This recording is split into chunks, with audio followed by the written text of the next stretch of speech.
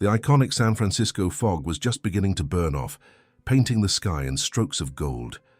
Below, the first rays of sun glinted off the bay, piercing the floor-to-ceiling windows of a penthouse office in the glittering Millennium Tower. Ethan Vance had already been there for 2 hours, as always. For most, this breathtaking view of the Golden Gate Bridge would be a moment for awe. But for Ethan, it was just the backdrop to the empire he had built. "We need to close this deal today, Thompson.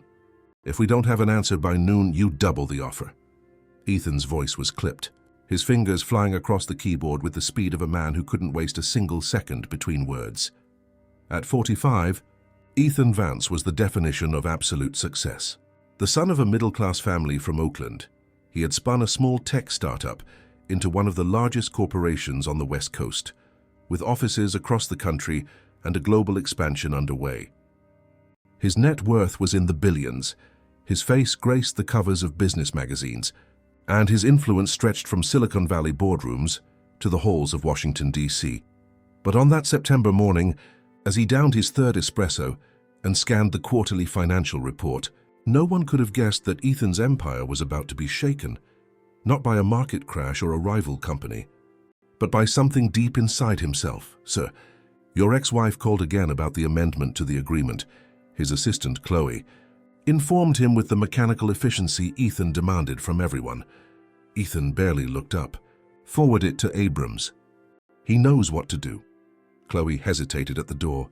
After 5 years working for him, she still had rare moments of courage. "She asked to speak with you directly. She said it was personal." "Nothing with Jessica has been personal for 3 years. Chloe, it's all negotiable." His tone ended the discussion, and Chloe slipped out of the room. The divorce had been like a business transaction, fast, efficient, with minimal damage to his public image. Ethan had given up more than his lawyers advised, just to avoid wasting time on what he considered a closed chapter. The morning continued at its usual frantic pace. 3 meetings, dozens of emails, 2 international video calls. Lunch was a sandwich eaten between signing documents. By 2 in the afternoon, Ethan felt that familiar headache, the constant companion to his brutal schedule. "Cancel the 3 o'clock. I'm going to review the expansion numbers and I'll get back to the Texas team tomorrow," he ordered, swallowing a painkiller. "But sir, this is the 3rd time we've rescheduled with the Austin team," Chloe reminded him cautiously. "They'll wait. If they don't want to wait, we don't need them." Ethan massaged his temples. The pain was sharper than usual. At 4 p.m., as the afternoon sun cast a golden mosaic across the bay that streamed through his panoramic window, Ethan felt something different for the first time. A pressure in his chest that started small but steadily grew. He ignored it, just as he ignored all his body's warnings. At 5:12, while arguing with the marketing team about a new campaign, the pressure turned into pain, sharp, unbearable. His voice failed mid-sentence. Cold sweat dripped down his forehead. The conference room began to spin. "Mr. Vance? Are you okay?" The distant question from his marketing director was the last thing Ethan heard before the world went black. When he opened his eyes again, the sterile white of a hospital ceiling had replaced the blue sky of his penthouse. The rhythmic beeping of monitors broke the silence. A middle-aged doctor was watching him with an expression Ethan recognized from the business world, the look of someone about to deliver news the other person doesn't want to hear. "Mr. Vance, you've had a heart attack. It wasn't a major one, we intervened in time, but when can I get back to work?" Ethan interrupted, his voice weaker than he would have liked. The doctor, a Dr. Marcus Cole, gave a humorless smile. He had treated many Ethans in his career. "That's exactly what we need to talk about. You cannot go back to your old routine. Your body is sending you a very clear signal that it can't take this pace anymore." The words fell on Ethan like a death sentence. He tried to sit up, but the pain held him down. "That's unacceptable. I have a company to run. People depend on me. And the company will either run without you for a little while, or it will have to run without you forever. That's the choice you have now." The doctor's brutal clarity left Ethan speechless for the first time in years. He looked out the hospital window. He was in the UCSF Medical Center, the same building where his mother had passed away years ago. From his bed, he could see the Golden Gate Bridge cutting through the fog. The city kept moving, indifferent to the forced pause in his life. 3 days passed. Ethan, now in a luxury recovery suite, felt suffocated not by his illness, but by the inactivity. Chloe came twice a day with urgent documents and updates. His phone, against doctor's orders, never stopped buzzing. "You need to actually rest," Dr. Cole insisted on his daily visits. "That means no work, no stress, no worries for at least 2 months. "Impossible," Ethan replied automatically. On the 5th night, something unusual happened. Ethan received an unexpected visitor. Rick, his old business partner, with whom he'd cut ties after a bitter dispute over company shares. "Came to see if the almighty Ethan Vance was really as weak as the rumors say," Rick said bluntly as he walked in. "Disappointed to see me alive?" Ethan shot back, his voice laced with irony. Rick walked to the window, looking out at the darkening city. "You think everything is about you, don't you? Power, control, money." He turned, facing Ethan with an expression that mixed pity and scorn. "You know why I'm here? Because Sarah asked me to.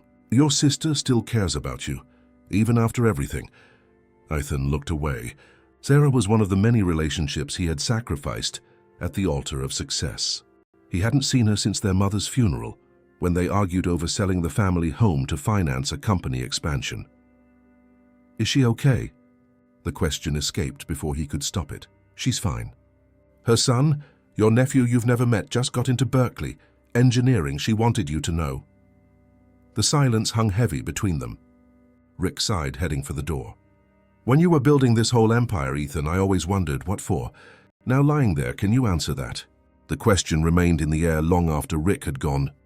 For the first time in years, Ethan didn't have a quick, efficient answer. The hospital room, for all its luxury, felt empty and cold. The titan of industry, who commanded hundreds of employees with the precision of a conductor, now found himself alone, with no idea how to conduct his own life. 2 weeks later, against medical advice, Ethan was back in his penthouse apartment in San Francisco's most exclusive high-rise. The stunning view of the bay, which he had always ignored, now seemed to mock him. Everything kept running without his constant presence. The company hadn't collapsed. The world hadn't stopped. The only thing that had changed was him, a man who, for the first time, questioned if having everything money could buy really meant having anything at all. After 3 weeks at home, Ethan was on the verge of going insane. The glass and concrete walls of his penthouse, which he'd barely noticed while spending endless hours at the office, now felt like they were closing in. Dr. Cole had been clear: rest, a controlled diet, medication, and most importantly, no work or stress. For someone who lived on the adrenaline of business, it was like asking a fish to live out of water. "Chloe, bring me the third-quarter reports.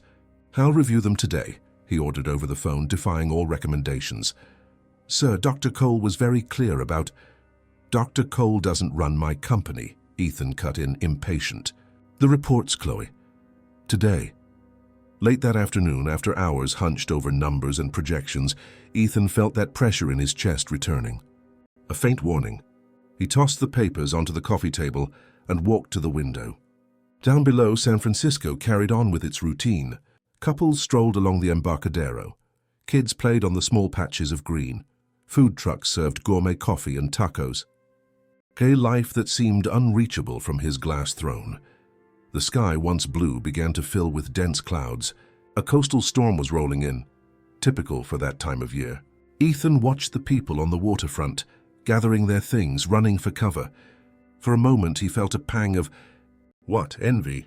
Those people had so little compared to him, yet they seemed to have something that eluded him. "This is ridiculous," he muttered. What could Ethan Vance possibly be missing? He had more money than he could spend in 3 lifetimes. Enough power to open any door, and the freedom to do whatever he wanted.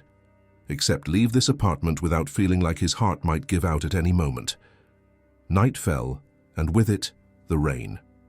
Not a light drizzle, but one of those fierce Bay Area storms that turned streets into rivers. From his high-rise, Ethan watched the city lights blur and reflect in the puddles. His phone rang several times. His assistant, his company's vice president, his lawyer. He ignored every call. A restlessness grew inside him. The walls felt like they were shrinking. The silence was deafening. On an impulse, he didn't understand himself. He grabbed a simple jacket, something he rarely wore, and left the apartment.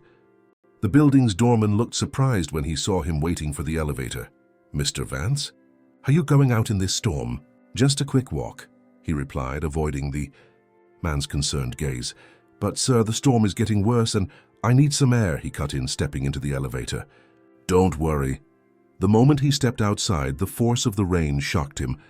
He was soaked in seconds. The feeling, strangely, was liberating. With no umbrella, no driver, no usual shield separating him from the real world, Ethan started walking along the waterfront. The streets were nearly deserted. Only a few cars splashed by, sending up waves of water. Ethan walked without a destination, moving away from the polished tourist areas. Block by block, the luxury towers gave way to simpler buildings, until, almost without realizing it, he found himself near the edge of the Tenderloin, a neighborhood known for its stark social contrasts. That's when he felt it. First, a light dizziness, then the familiar pressure in his chest, stronger this time. Ethan stopped, leaning against a lamppost. He took a deep breath, trying to control the sensation. "Idiot," he thought, walking in a storm against doctor's orders. He tried to turn back, but the dizziness intensified. The streetlights started to blur, forming hazy halos in the rain. His heart raced. The pain sharpened. Ethan staggered, reaching for support, but his knees gave out. Before he knew it, he was on the wet pavement, the rain lashing his face, his consciousness fading fast. His last thoughts were of figures approaching. People, he couldn't tell. The world went dark. "Sir, can you hear me?" The woman's voice seemed to come from far away. Ethan felt something dry under his head. He was no longer on the wet sidewalk. He forced his eyes open. A woman's face, etched with worry, looked down at him. In the background, two children watched with wide, curious eyes. "Where?" His voice was weak. "Easy now. You passed out on the sidewalk. We brought you under our shelter. It's not much, but at least you're dry." Ethan's vision cleared. He was under an abandoned storefront awning, a narrow space shielded from the rain. Cardboard boxes formed a makeshift mattress. A plastic tarp served as a wall against the wind. A few belongings were neatly organized in plastic bags. The reality hit him. He was in the improvised shelter of a homeless family. The woman looked to be around 40, with dark hair tied back in a simple bun. Despite her circumstances, there was a deep dignity in her posture. The two children stayed a short distance away, a girl of about 12, with watchful, protective eyes, and a younger boy, maybe 8, clutching a piece of paper and a worn-down pencil. "Thank you," Ethan managed to say, trying to sit up. The dizziness returned, forcing him back down. "Don't push yourself. You look sick. Leah, bring that water we saved." The older girl fetched a carefully stored water bottle and gave it to her mother, who helped Ethan take a few sips. "I'm Elena," the woman said. "These are my children, Leah and Leo." "Ethan," he replied automatically, then instantly regretted it. His name was too well known in this city, but Eleanor just offered a gentle smile. "You need a doctor, Ethan. Is there someone we can call for you?" Ethan hesitated. The thought of being found in this state, being helped by homeless people, clashed violently with the image he had cultivated for years. Besides, Dr. Cole would surely have him readmitted if he found out about this. "No, Another wave of pain cut him off. "Mom, he's really not okay," Leah observed, stepping closer with a maturity far beyond her years. "We should call an ambulance." "No," Ethan managed with more force. "Please, no ambulance. I just need to rest for a minute." Elena looked at him with a mix of suspicion and concern. "You don't seem like someone who should be out here alone in this condition. I was just walking," Ethan explained, embarrassed by the absurdity of it all. "In this storm?" Leah questioned, raising an eyebrow. "Nobody just walks in a downpour like this." Ethan couldn't help but notice the sharp intelligence in the girl's eyes. "Leah, don't be rude," her mother gently chided. "It's okay," Ethan managed a faint smile. "She's right. I needed to get away. From my apartment. From everything." Elena nodded as if she understood completely. "Sometimes we all need to run, even when we have nowhere to run to." The depth of that observation, coming from a woman who literally had nowhere to go, hit Ethan harder than any advice from his expensive therapists ever had. Little Leo, who had been watching shyly, came forward and held out a piece of paper to Ethan. "What's this?" he asked, confused. "It's a drawing to help you feel better," the boy said simply. Ethan looked at the paper. A child's drawing showed 4 stick figures under what looked like a roof. The biggest figure was lying down, with the other 3 around it. Her smiling son was in the corner, a stark contrast to the rain represented by blue slashes. "That's you with us," Leo explained, "and the sun will come back tomorrow." Ethan was speechless. He couldn't remember the last time someone had done something for him without expecting anything in return. Certainly not something as simple and as profoundly meaningful as a drawing from a child who had nothing. The rain continued to fall hard, creating a curtain of water at the edge of the awning. The small space, though precarious, felt surprisingly cozy. Elena arranged a couple of thin blankets. "You can stay here until you feel better," she offered. "It's not much, but it's dry. Why are you helping me?" The question slipped out before Ethan could stop it.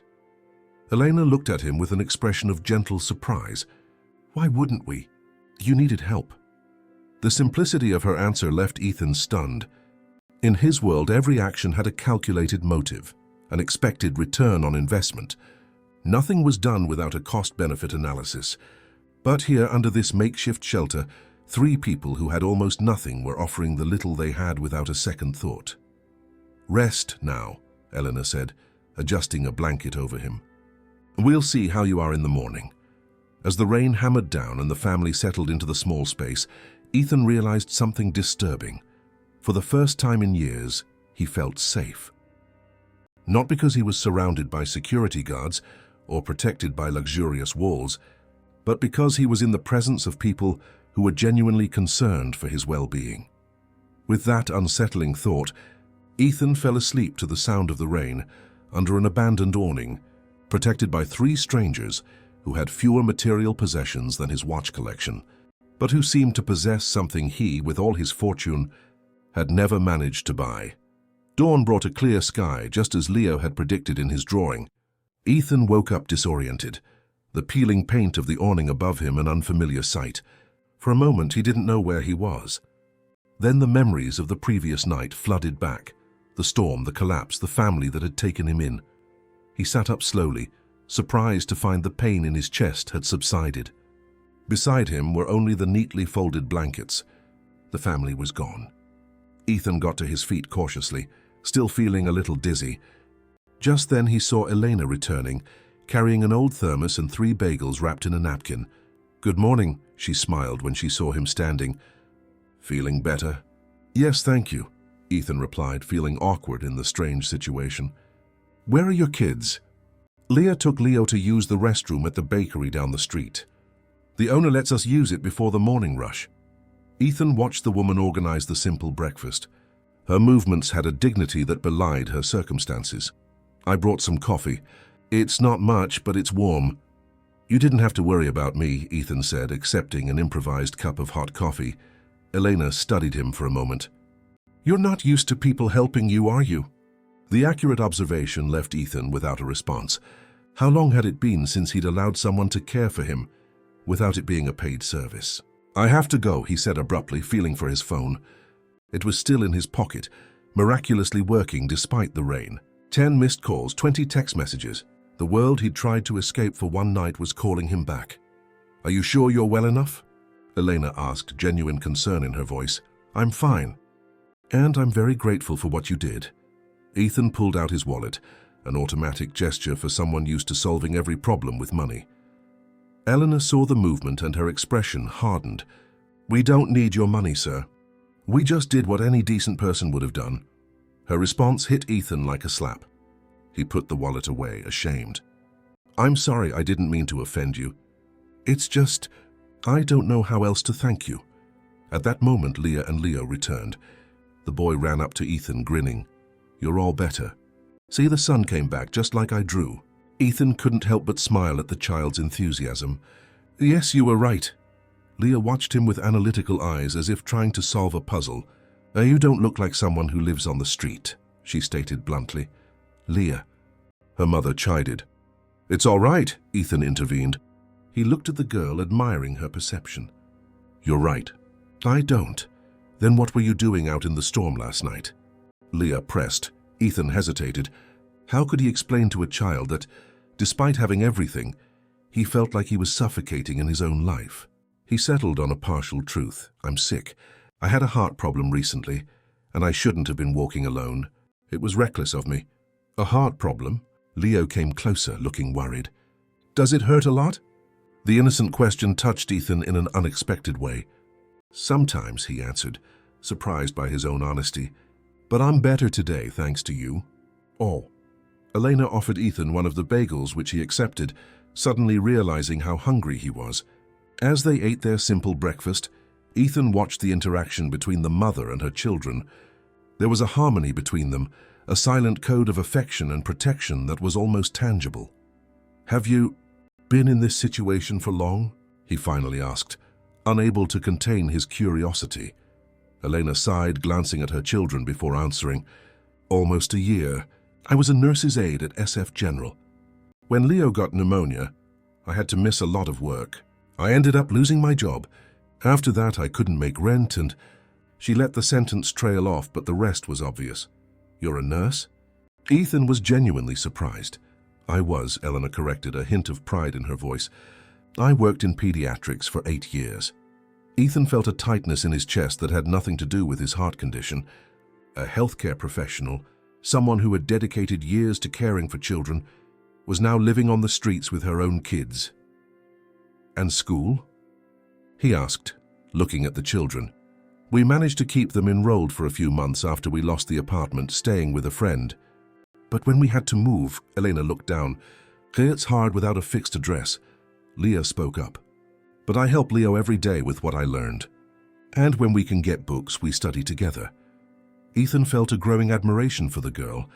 Under the weight of circumstances that would break most adults, she maintained a stunning determination. And you don't have any family that could help? He asked. My parents passed away years ago, Elena replied. I have a sister in Chicago, but she can barely support her own family. Ethan checked his watch. He had to get back. Chloe had probably already alerted half of San Francisco that he was missing, but something stopped him from just saying thank you and leaving.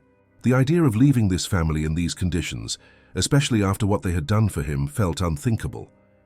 An idea began to form in his mind. It was insane, impulsive, completely out of character. I'd like to repay you somehow, he began hesitantly. Not with money, since you refused. But maybe I could visit you again. Bring something for the kids. Books, maybe. Elena studied him with suspicion. Why? It was a fair question. Why would a well-dressed stranger want to come back and visit a homeless family? Ethan didn't even know the full answer himself. Because you helped me when I needed it. And because... He hesitated, searching for words that didn't sound condescending. Because I enjoyed your company. To his surprise, it was Leo who answered first. Yes, bring books with lots of pictures. And you can see my other drawings too. Leah seemed less convinced, her gaze calculating beyond her years. What do you do for work? She asked directly. Ethan paused. Revealing who he really was would jeopardize this unexpected connection. The billionaire Ethan Vance would certainly intimidate this family, turning a budding relationship into something unequal and awkward. An idea formed quickly.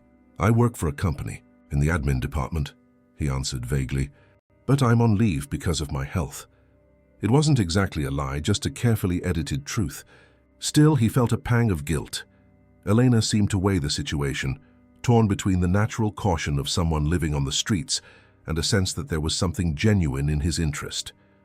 Finally, she nodded. All right. We're usually around here. When it's not raining, we stay near Embarcadero Green during the day. The kids like the activity. Ethan nodded, feeling an inexplicable relief at her permission. I'll be back soon then, I promise. He said goodbye to the children, thanked Elena again and left, walking slowly back toward his world. As he approached the luxury high-rises, he felt as if he were crossing not just neighborhoods, but different dimensions of the same city. When he arrived at his building, the doorman looked at him with obvious surprise and relief. Mr. Vance, we were so worried. Your assistant has been calling non-stop and... It's fine, Ethan interrupted. Just tell her I'm okay and I'll return her calls shortly. In the elevator, he stared at his reflection in the mirror. Wrinkled clothes, disheveled hair, deep circles under his eyes. Unrecognizable from the Ethan Vance who appeared in business magazines. Strangely, he felt more alive than he had in years. Entering his luxury penthouse, the vast emptiness of the space hit him like never before. 30,000 square feet for one person, while Elena and her children shared a few square feet under an awning. He went to the bathroom, stripped and stepped into the shower, letting the hot water run over his tired body. As the water washed away the traces of his night on the streets, his mind was racing. The contrast between the two worlds he had inhabited in the last 24 hours was so shocking it felt surreal. After his shower, he ignored the dozens of notifications on his phone and went straight to his computer. He began researching social reintegration programs, the situation of the homeless population in San Francisco, and laws regarding employment and housing. Hours passed as he absorbed information that had never once interested him before. The phone rang again. This time he answered. "Ethan? For God's sake, where were you?" Chloe's voice trembled with a mix of relief and irritation. "I needed some time," he answered simply. "I'm fine. Dr. Cole is furious. He tried to reach you several times and—" "Schedule an appointment with him for tomorrow," Ethan interrupted. "And Chloe, I need you to buy some children's books. Textbooks for an 8 and 12-year-old, and some others with lots of illustrations." The silence on the other end of the line was telling. "Children's books, sir?" "Exactly. And I also want information on our company's social outreach programs for vulnerable populations." "May I ask why?" Ethan paused, looking out the window in the direction of the Tenderloin where he'd spent the night. "Let's just say I had a revealing experience." After hanging up, Ethan sat on his balcony looking out at the city he had always seen from a distance, from above, detached. Now, for the first time, he felt connected to it in a different way. The empire he had built, which had always been his sole identity, suddenly seemed small compared to the discovery of a family that, with nothing material to offer, had given him something his millions had never bought, a gesture of pure humanity. With no expectation of a return, he decided he would go back the next day, not as Ethan Vance, the billionaire, but as Ethan, the ordinary man with a heart problem. That small lie, paradoxically, felt like the closest path to the truth he was searching for. Over the next 2 weeks, Ethan developed an unusual routine.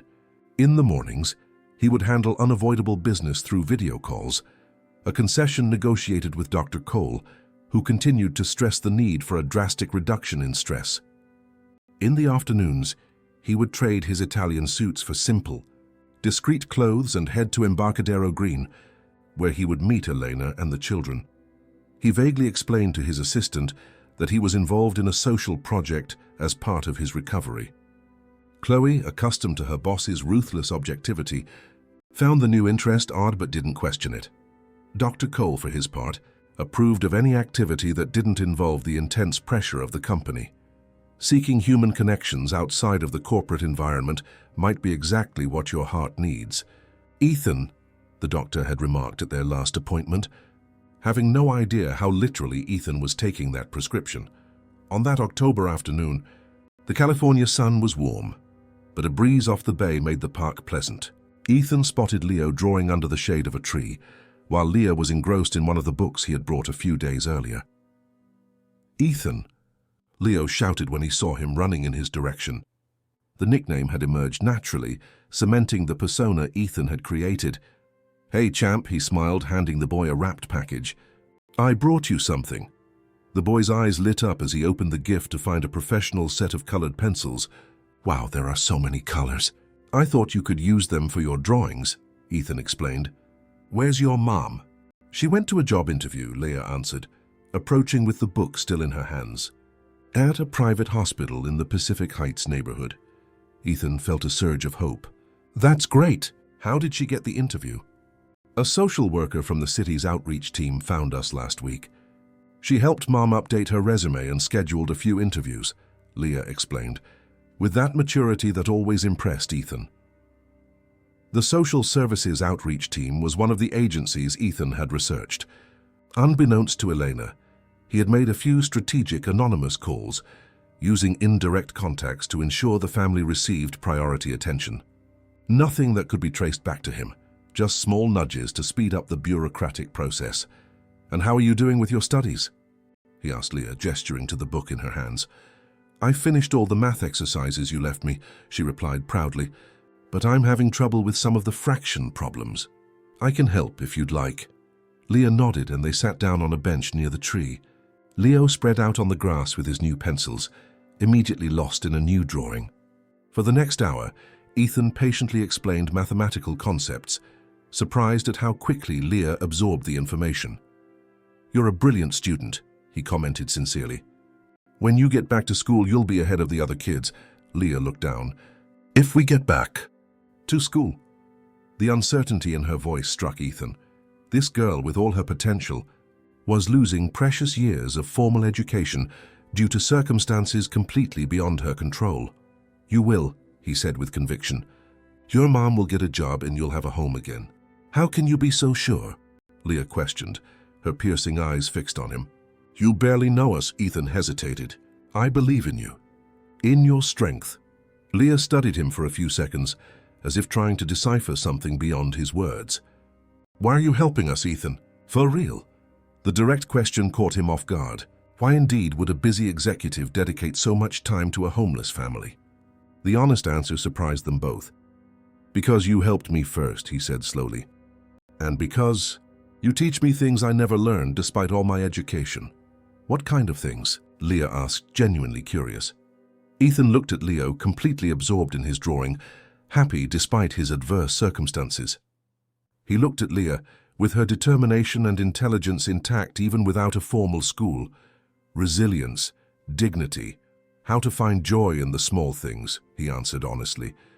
"I spent my life accumulating possessions and power, thinking that would bring me happiness. But I've never felt as alive as I have these past few weeks just sitting here with you." Leah seemed to consider his words deeply. "You seem like someone important. At your job, I mean." "Why do you say that?" Ethan felt a pang of concern. Was his facade too transparent? "There's the way you talk, the things you know, and because sometimes you look at your watch like you're missing an important meeting." Ethan couldn't help but smile. The girl's astuteness was truly remarkable. "I do have some responsibilities," he admitted vaguely, "but I'm on leave for my health, like I told you." "You seem sad sometimes," Leah observed, "even when you smile." The observation hit Ethan hard. This 12-year-old child had seen something that not even his high-priced therapists had noticed, or that he had never allowed them to notice. "I guess I am," he admitted after a moment.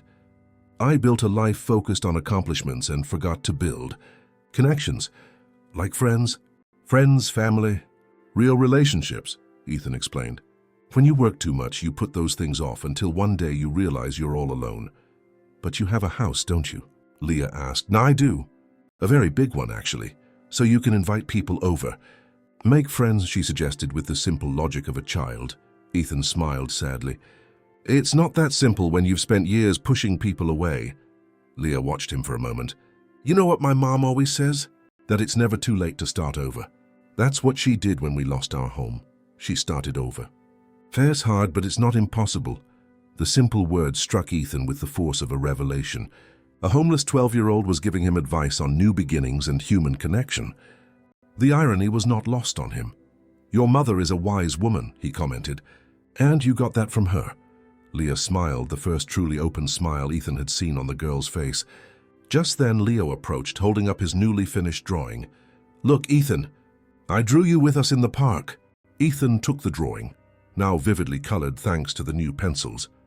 It showed 4 smiling figures under a bright green tree: Leo, Leah, Elena, and himself. In the drawing, they all looked like part of the same unit, the same family. "It's beautiful, Leo," he said, feeling a lump in his throat. "Can I keep it?" "So I made it for you," the boy replied proudly. Ethan carefully placed the drawing in his folder. He had already collected several of Leo's works over the past weeks, each one showing the evolution of their relationship. In the first, Ethan was just a figure lying down, sick. Then he was portrayed sitting with them, then teaching, then smiling. The journey of his transformation, documented through the innocent eyes of a child. "Ethan, do you have a family?" Leo asked suddenly, sitting beside him. The innocent question touched a raw nerve. "I have a sister," he answered after a pause. "But we haven't spoken in a long time." "Why not?" Leo pressed. Ethan sighed. "Because I made mistakes. I was selfish. I put other things before my family. You could call her, Leo suggested, as if it were the most obvious solution in the world. Say you're sorry. Ethan smiled at the simplicity of the suggestion.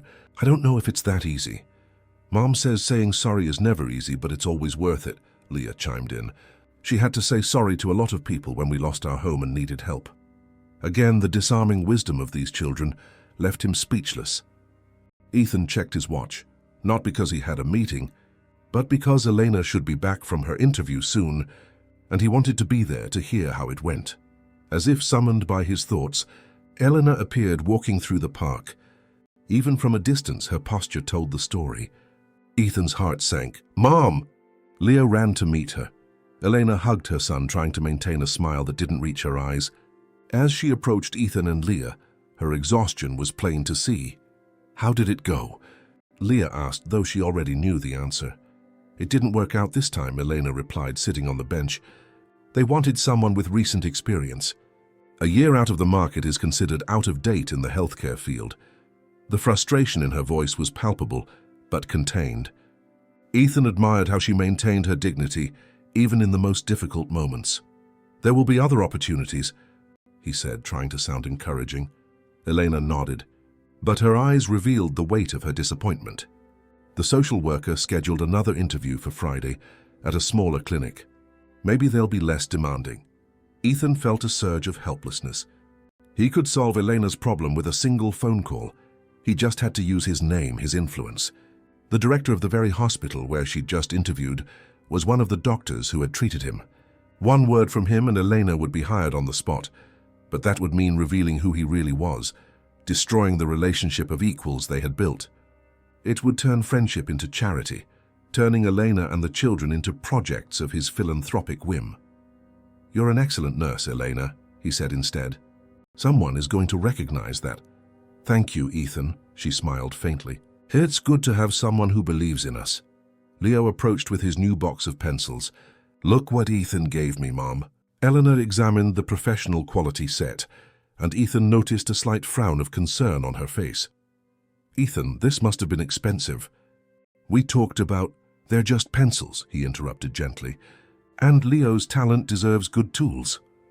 Elena sighed, torn between her pride and her son's obvious joy. Thank you, but we need to set boundaries, okay? We can't keep accepting expensive gifts. Ethan nodded, respecting her position. Elena had always been clear that she didn't want to become dependent on his help. The books, school supplies, and occasional snacks he brought were accepted only because they directly benefited the children. As they talked about the interview and the small events of the day, Ethan observed the family dynamic. Despite the recent disappointment, there was a strength in how they supported one another.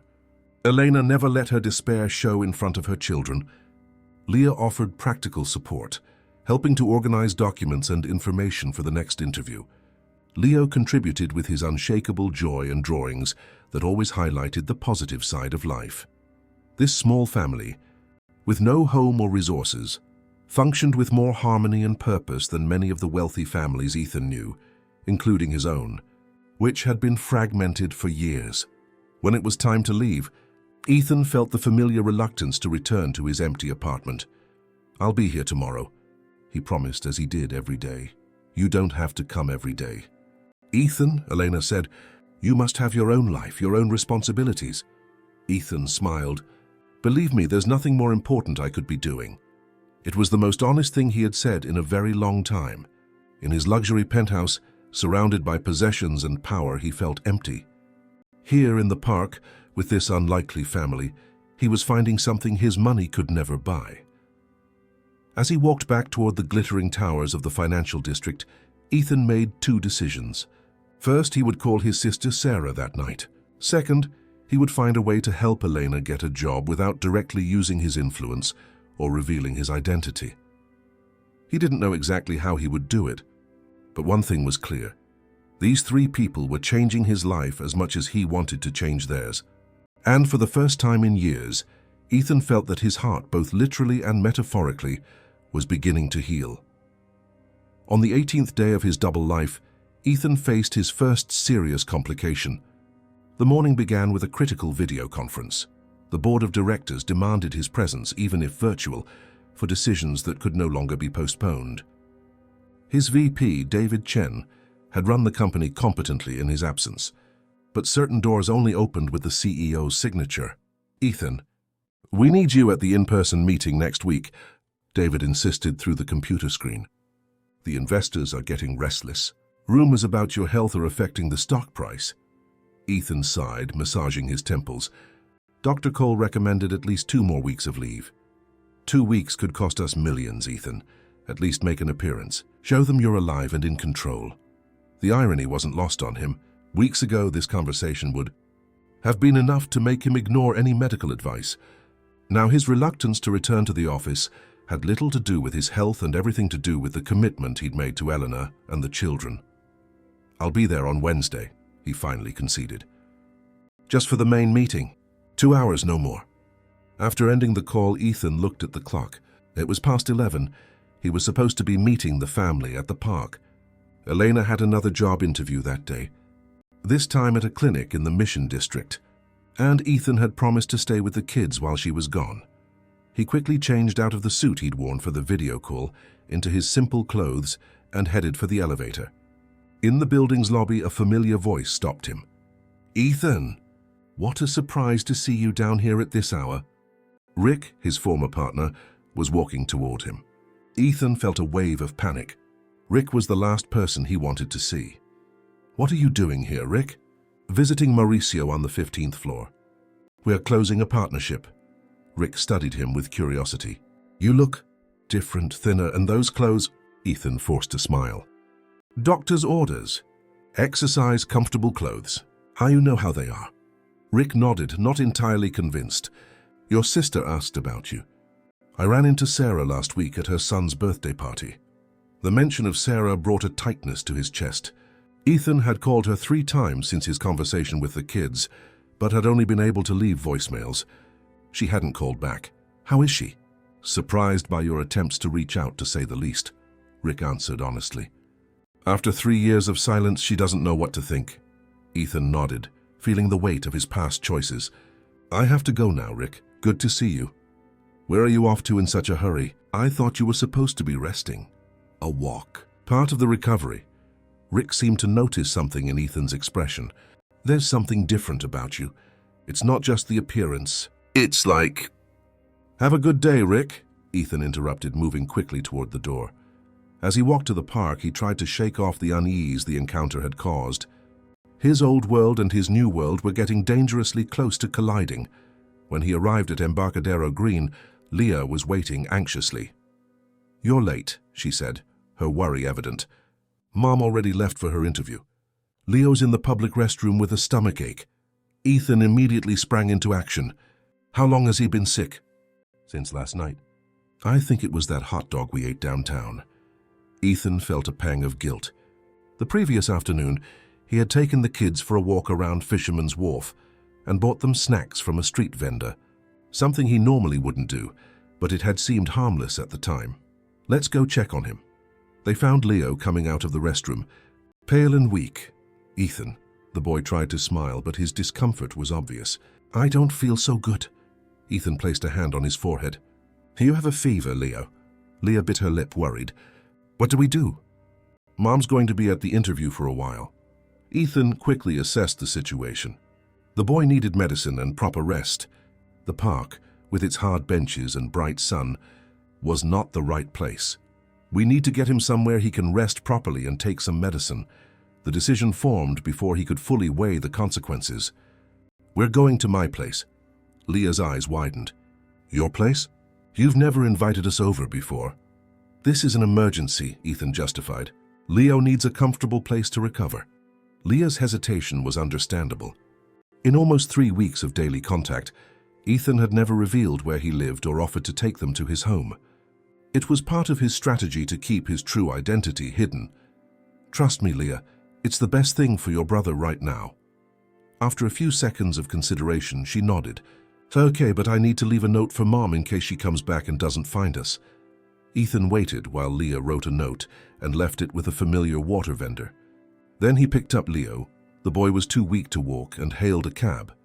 During the ride, he noticed Leah's growing confusion, as they approached the most exclusive part of the city. When the cab pulled up in front of the Millennium Tower, one of the most luxurious high-rises on the skyline, her jaw dropped. "You live here?" Ethan hesitated. This was the moment of truth. Yes. The doorman greeted him with clear surprise at the sight of the children. "Mr. Vance, can I help you with anything?" "It's all right, Joshua. They're my guests." In the private elevator, he felt Leah's piercing gaze. The girl was too smart not to start putting the pieces together. "Mr. Vance?" she whispered. "We'll talk later," he replied softly, gesturing to Leo, who was shivering slightly in his arms. When the elevator doors opened directly into the penthouse, Leah's reaction was one of pure shock. Even Leo, despite his illness, stared wide-eyed at the vast apartment, its floor-to-ceiling glass walls revealing a panoramic view of the entire San Francisco Bay. "You live here?" Leah repeated, her voice full of disbelief. "Right now, let's take care of your brother," Ethan deflected, carrying Leo to one of the guest rooms. "We need to get this fever down." For the next 2 hours, Ethan focused entirely on caring for Leo. He gave him medicine for the fever and stomach pain, brewed an herbal tea his mother used to make when he was sick as a child, and made a cool compress for his forehead. Leah stayed by her brother's side the entire time, silent and observant.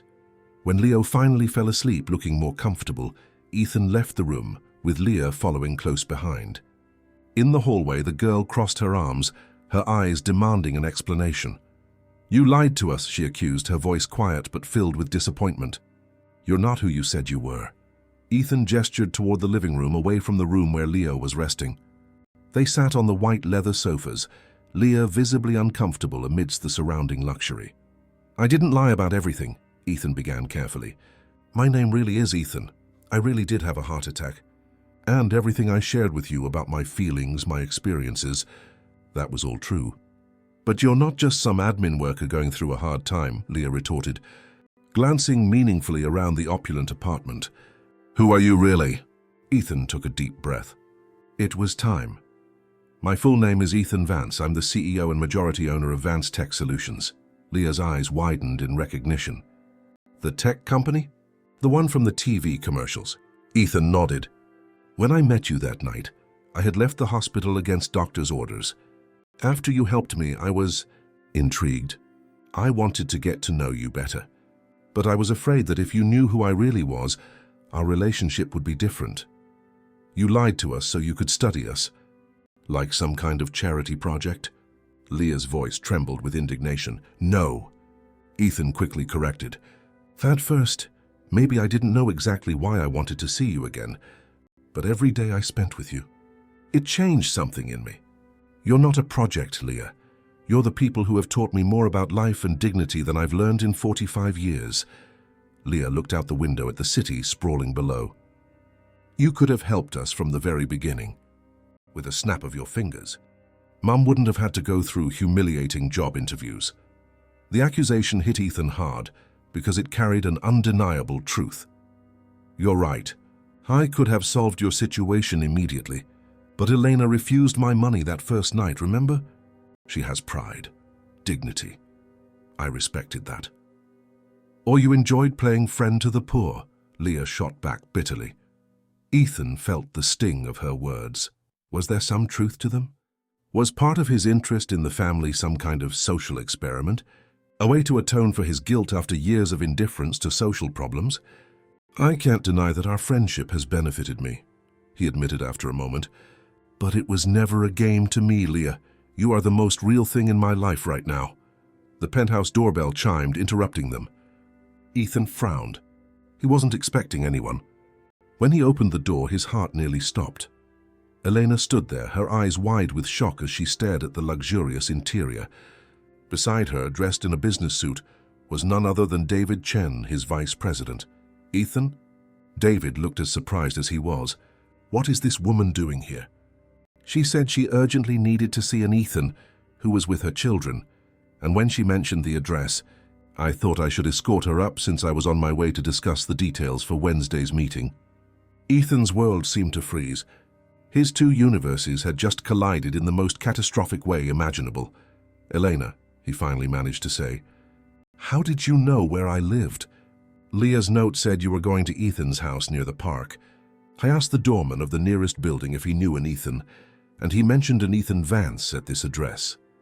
Her eyes swept over the lavish apartment, landing on Leah, who had come to the door.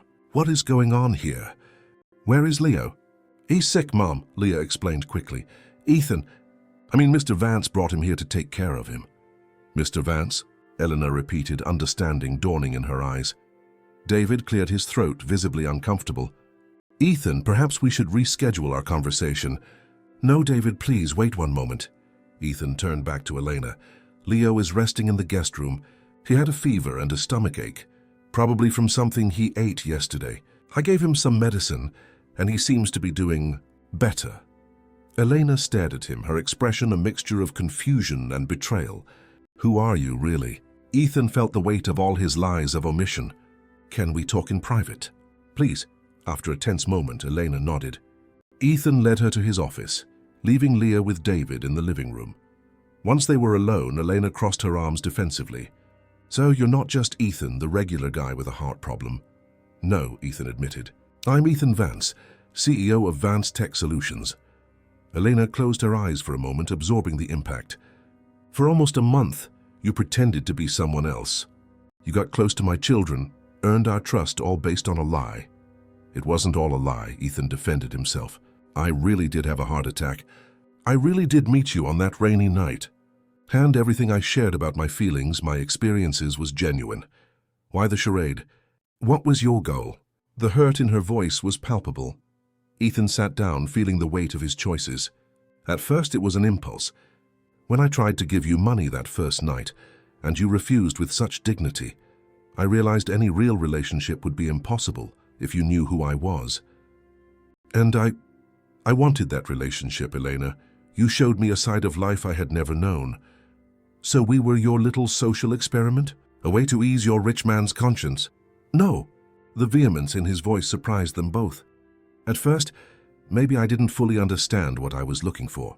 But every day I spent with you changed something in me. You're not a project. You're the family I never had. Elena laughed, a cold, humorless sound. Family? Families aren't built on lies, Ethan. The truth of her words hit him like a physical blow. The silence stretched between them. How was the interview? He finally asked, changing the subject. Elena sighed. Surprisingly well. They offered me the job. That's wonderful. Ethan felt a wave of genuine relief, isn't it? Especially since the clinic's owner mentioned he'd received a call from an important contact recommending me for the position. Her eyes narrowed. Did you have something to do with that? Ethan looked away, confirming her suspicion. So not even that accomplishment was truly mine, Elena murmured, her voice laced with disappointment. I only forwarded your resume. Elena, the interview, your qualifications, your experience, that was all you. But I'll never know, will I? I'll never know if they hired me on my own merit, or because they were afraid of displeasing a billionaire. Ethan had no answer for that. In the hall, they heard Leo's voice calling for his mother. Eleanor immediately left the office, with Ethan following behind. They found Leo sitting up in bed, looking better, though still pale. His eyes lit up when he saw his mother. Mom! You found Ethan's house. Elena sat beside her son, checking his temperature with her hand. How are you feeling, sweetie? Better. Ethan gave me medicine and a tea his grandma used to make. And this room is awesome. It has a TV and everything. Leo's innocent enthusiasm made Elena smile sadly. Leah appeared in the doorway, her expression torn between concern for her brother and disappointment in Ethan. We need to go, Elena declared, helping Leo get up. But Mom, I just showed my drawings to Ethan's friend. He said he could put them in a real art gallery. Ethan looked with surprise toward the door, where David was watching the scene. His VP just shrugged, as if to say, what could I do? Leo, we have to go now, Elena insisted, her voice gentle but firm. Thank Mr. Vance for his help. But why are you calling him that? It's Ethan. Leo protested, confused by the sudden formality. Elena shot a meaningful look at Ethan, who understood the silent request. Leo, he began, kneeling to be at the boy's level. There's something I need to explain. My full name is Ethan Vance. I own a big company. This is my house. Leo's eyes widened as he processed the information. So you're rich, like in the movies? Ethan nodded, ashamed. Yes, and I should have told you all from the beginning. It was wrong of me to keep it a secret. To his surprise, Leo didn't seem upset. Wow. And even though you're rich, you like hanging out with us in the park? That's so cool. The innocence of Leo's reaction stood in stark contrast to Elena's hurt gaze and Leah's disappointed expression. Let's go, Leo. We need to leave, Elena repeated, taking her son's hand.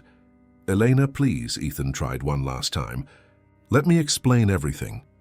What we have, Mr. Vance, Elena interrupted, emphasizing the formal address, was built on a false foundation. I appreciate you taking care of my son today, but our friendship can't continue like this. The words landed with finality. Ethan watched helpless as Eleanor led her children out of the room. David, still at the door, stepped aside to let them pass. At least let me drive you home, Ethan offered, following them into the living room. We don't have a home, remember? Elena replied without looking back, and we don't need your charity now. As the elevator doors closed, taking away the family that had transformed his life, Ethan felt an emptiness that none of his possessions or accomplishments could ever fill. The truth he had tried so hard to hide had finally come out, and the cost was losing the only people who had made him feel truly human in years. David, who had witnessed the entire scene in silence, approached him. Do you want to talk about what just happened? Ethan looked out the window at the city below. Somewhere down there, Elena and her children were returning to the harsh reality of the streets, while he remained in his glass castle of solitude. No, he finally answered. Not now. What Ethan couldn't know was that this disastrous encounter was only the beginning of an even bigger storm. In the next 24 hours, his carefully constructed world would be shattered in ways he could never have predicted. The story exploded the next morning like a media tsunami. Bay Area billionaire lives secret double life with homeless family, screamed the headline of the San Francisco Chronicle's online edition. Below it was a picture, taken days earlier in the park, showing a smiling Ethan sitting on a bench with Elena and the children. The long lens photo made it clear they had been watched for weeks. Ethan stared at his phone in horror.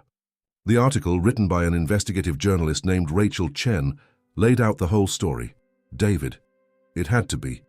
His VP had witnessed the confrontation and had clearly tipped off his relative, the journalist. The article painted him as a bored, out-of-touch billionaire who created a fake identity to infiltrate the lives of a vulnerable family. Speculation about his motives ranged from a disguised marketing stunt to a twisted midlife crisis.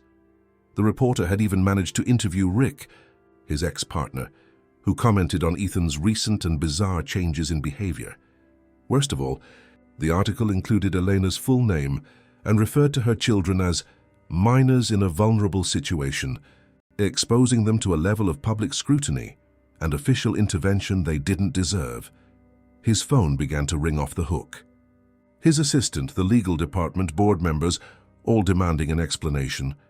The story went national in hours, with other outlets running it under even more sensational headlines. The Wolf of Silicon Valley, billionaire's sick game with the homeless. Ethan ignored every call, but one, Dr. Cole, who sounded more like a concerned friend than a doctor. Ethan, please tell me you're not reading this media insanity.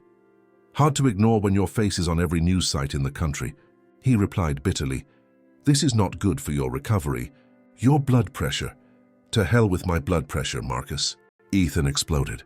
They're not just destroying my reputation, they're dragging an innocent family through the mud. The doctor's silence on the other end spoke volumes. He had never heard Ethan so passionately concerned about anyone else. So it's true, Dr. Cole finally asked. You really did get close to this family? Ethan sighed, the full weight of his choices crashing down on him. It's true. I omitted who I was.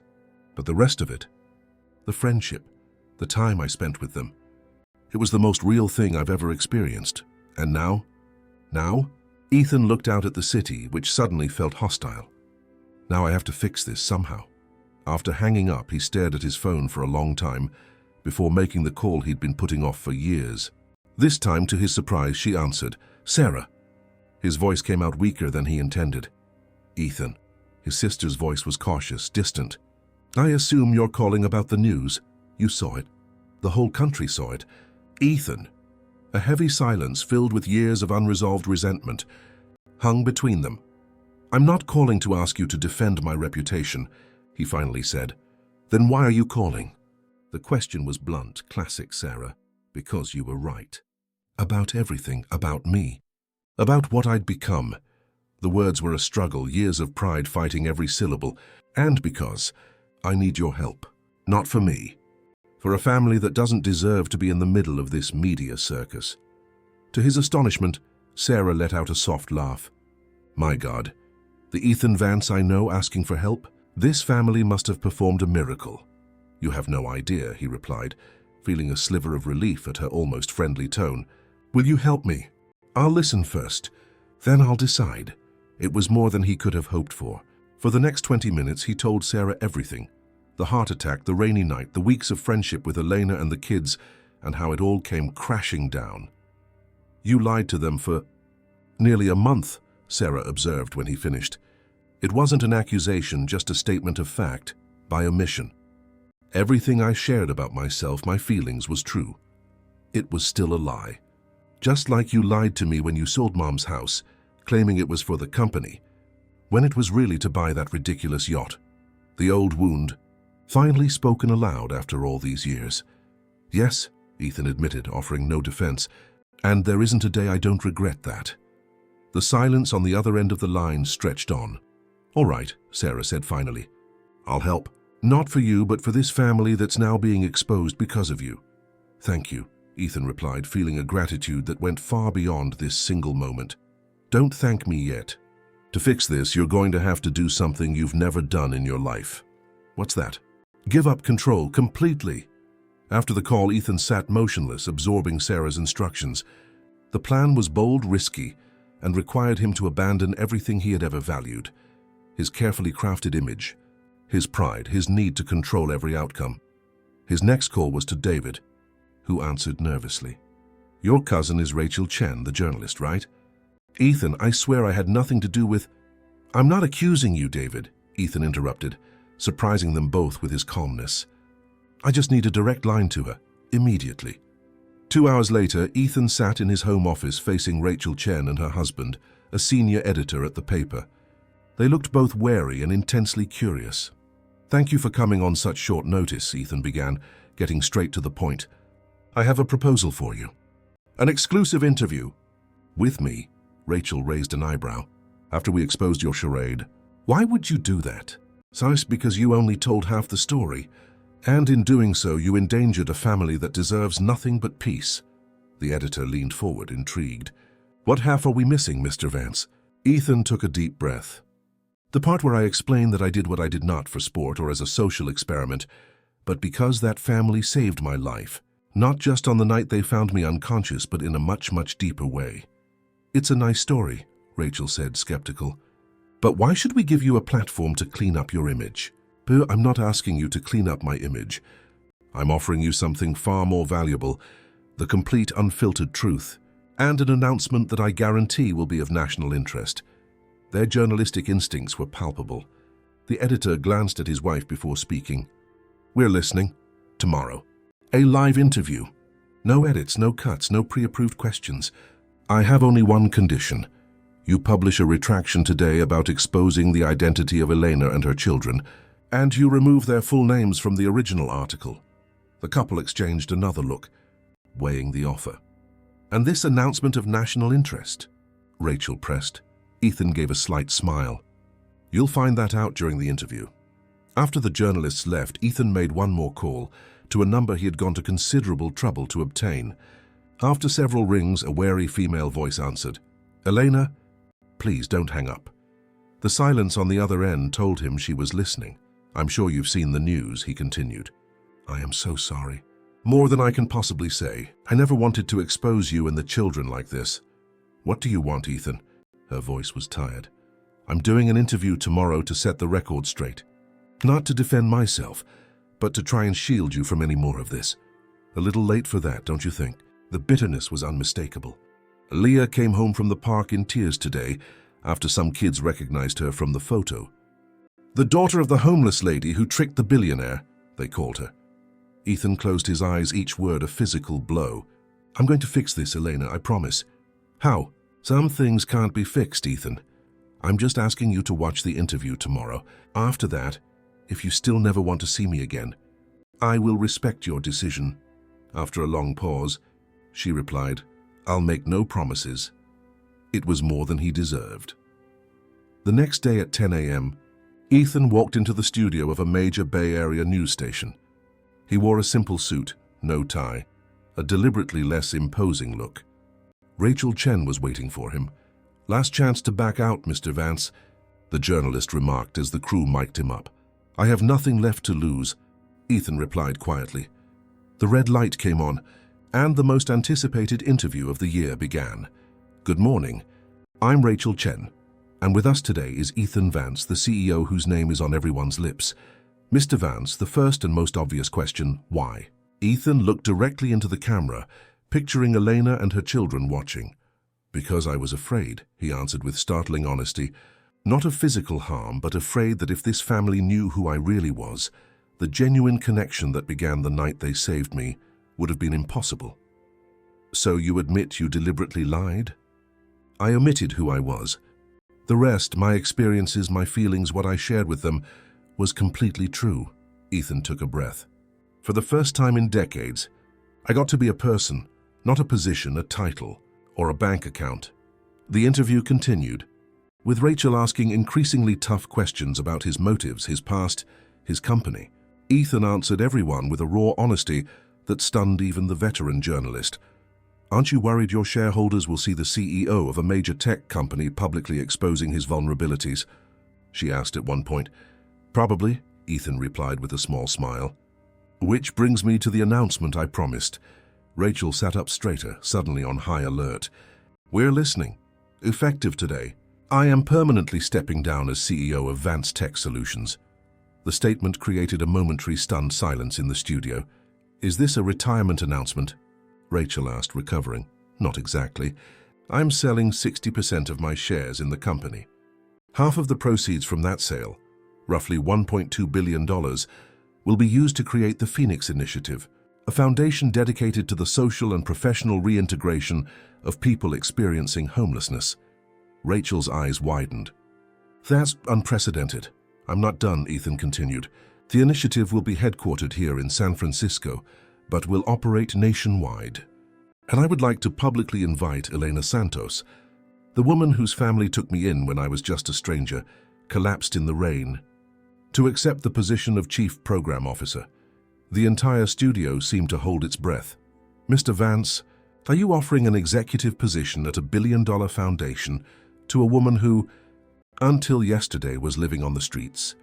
I'm offering the position to a qualified former nurse's aide who, against all odds, maintained her dignity and humanity and raised two extraordinary children in circumstances that would break most of us. Ethan corrected. And I'm not just offering her the job. I'm committing all necessary resources for her professional development, including the completion of her college degree, if she so chooses. And if she says no, the question hit Ethan's most vulnerable point. Then the initiative will move forward without her, and I will respect her decision. I'm not doing this to buy her forgiveness or her friendship. I'm doing it because it's the right thing to do, and because this experience showed me that I've spent my entire life chasing the wrong things. In the final moments of the interview, Ethan did something even more shocking. He looked straight into the camera and apologized. Elena, Leo, if you're watching, I'm sorry for coming into your lives under false pretenses. You taught me what family means, what dignity means, what it means to face hardship without losing your humanity.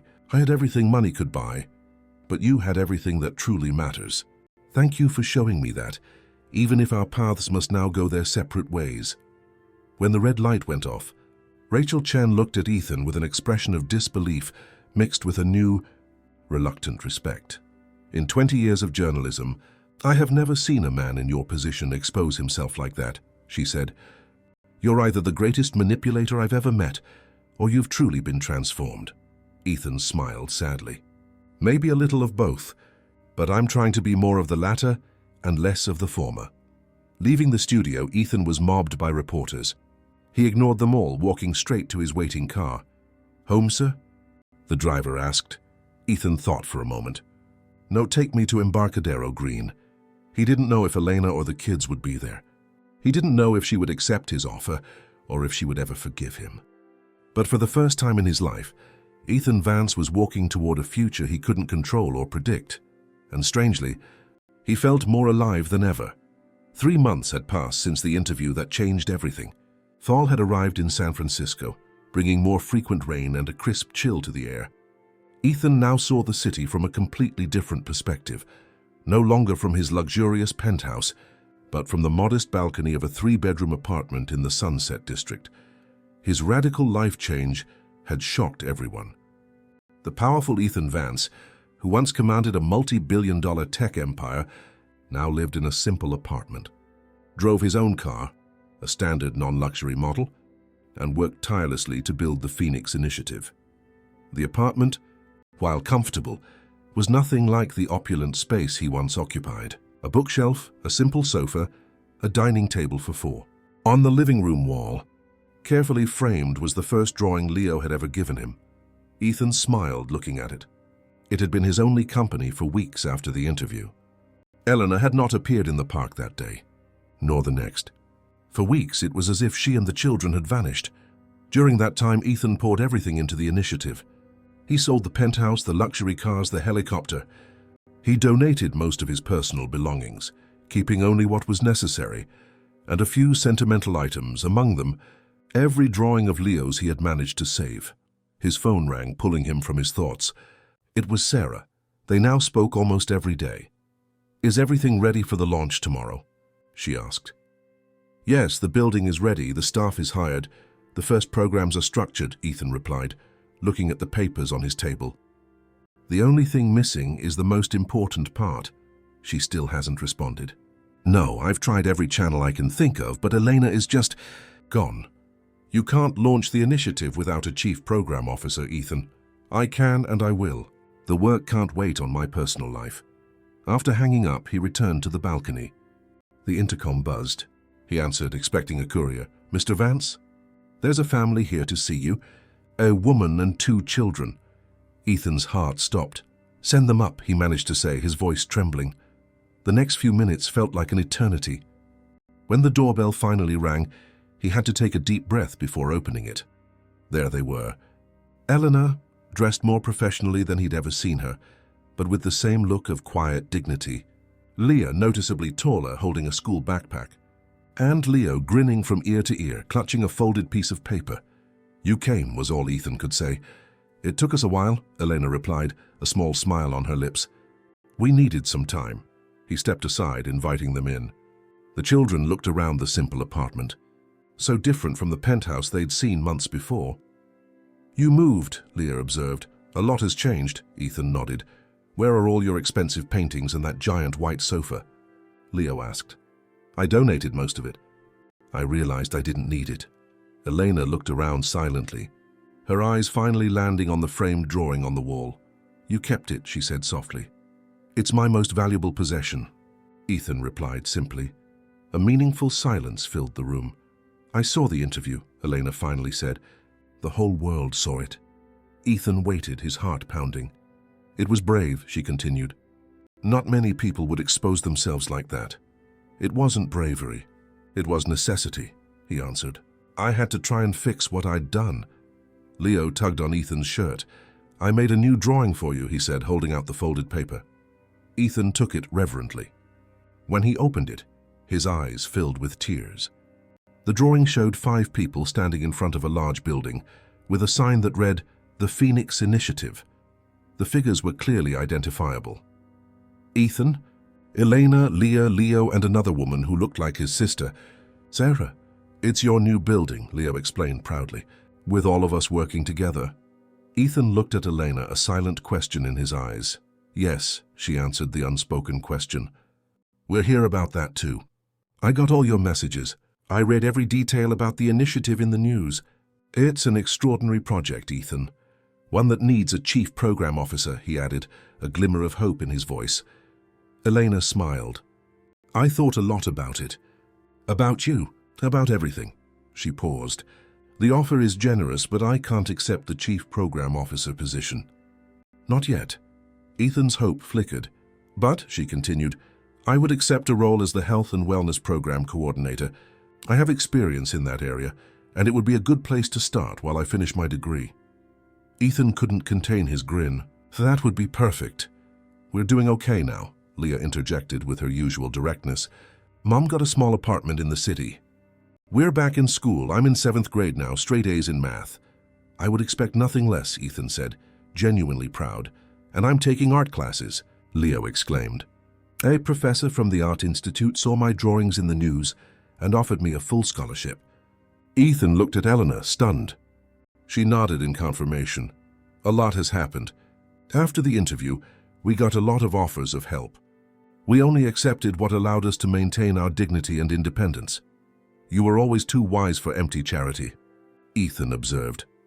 And you learned the difference between charity and solidarity, Eleanor replied. That's why we're here.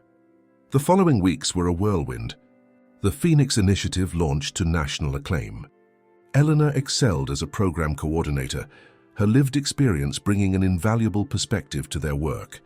Ethan managed the administrative and financial side, working alongside the people they served, not as a patron but as a partner. Slowly, the relationship between Ethan and Elena evolved from a professional collaboration to a cautious friendship, and then to something deeper. The wounds of the past didn't disappear, but they were understood and began to heal. As Christmas approached, the initiative had already helped hundreds of people. On Christmas Eve, Ethan invited Elena, the kids, and Sarah for dinner at his apartment.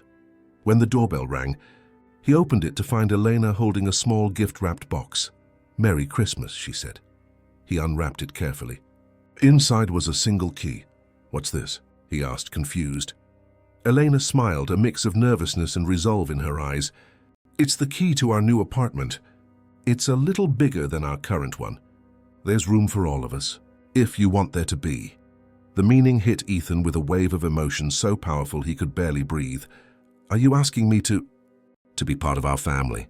"For real," she finished. Leah and Leo already approved. It was their idea. He looked at the kids who were watching with hopeful smiles. "Now you can be our dad for real, not just in the drawings," Leo yelled. Tears streamed down Ethan's face. He looked at Elena, whose eyes were also glistening. "Are you sure?" he whispered. "I've never been more sure of anything," she said, taking his hands. "You once introduced yourself as Ethan, a regular guy with a heart problem." It was a half-truth. "Now we know who you really are. Not the billionaire Ethan Vance, not the famous philanthropist, but just Ethan, the man whose heart finally learned how to love." Sarah raised her glass.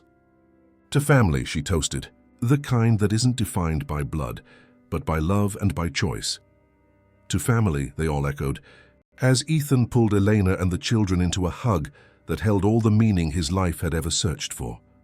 That night, looking out at the lights of San Francisco, he knew he had finally found what his billions could never buy: a home, a family, and a love that was real.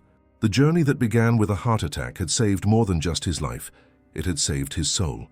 Video outro music begins. Narrator: "We hope the story of Ethan and Elena touched your hearts." For more emotional stories just like this one, we've put together a special playlist for you. Just click the box on the left of your screen. If you were moved by this journey of transformation, please smash that like button and hit subscribe so you never miss a new story. We post new videos every single day exploring the beauty and complexity of the human heart. Let us know what you think in the comments below. We read every single one. Until next time.